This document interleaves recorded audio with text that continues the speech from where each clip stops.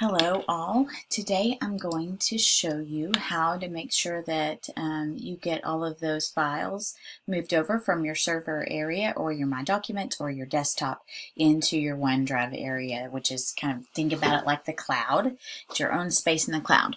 Now I know some people get nervous because they think all of my documents are going to be hanging out in the cloud, and what if we don't have internet and I need them for class?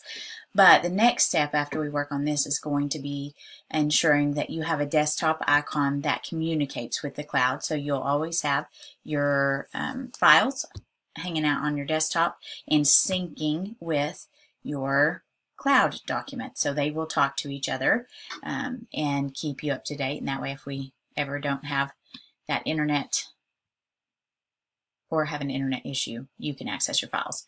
So I'm going to go into my Office 365 via the class link. So I'll go through class link. I'm going to go into my Office 365 area and I'm going to click on my OneDrive.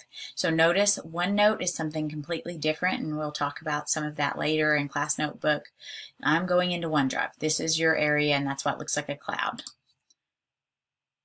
Couple of things as we get into this area to note: you have files, you have recents. This is what you've worked on recently. Anything that's been shared with you. It's important to note in your shared with me's that everybody has a certificate file that Becky drops certificates in regularly if you're attending training. So all your certificates are there if you need any of those.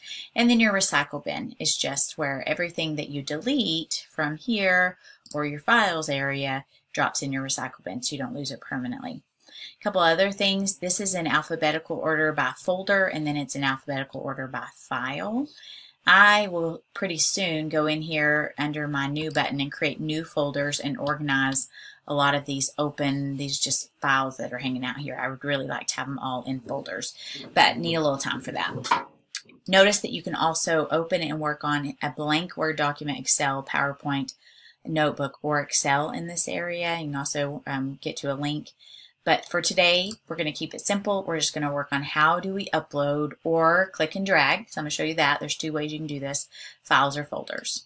So I'm going to open the upload button. I'm going to click Files. And now I'm going to notice I can drill into my documents, my desktop. If I had a server area over here, which most of you will, then you could also go in there and search for your files and folders. But I am going to go into my documents, and I'm going to just I'm going to click on a document there, and it will tell me if I've already tried to move this little guy over. You can tell it uploaded one item. And now if I went to look for that, it's going to be in, and I think it's campus nominations, but it would be over here just because it was a single file in my files. You can do more than one file at a time by clicking the Shift button and clicking on all the files that you want to move, and that's fairly easy to do. Or you can move folders. Now folders can only be moved one at a time because usually they're fairly large. So let's say I don't believe I've moved this folder before, so I'm going to try to upload this folder February 21st.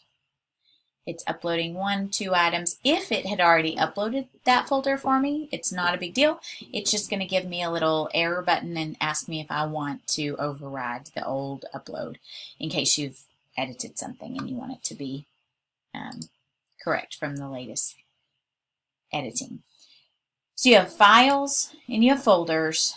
Folders can be brought over one at a time. Files can be one at a time, or you can use your Shift button and click on all the files you want. Another quick and easy way is to drag and drop.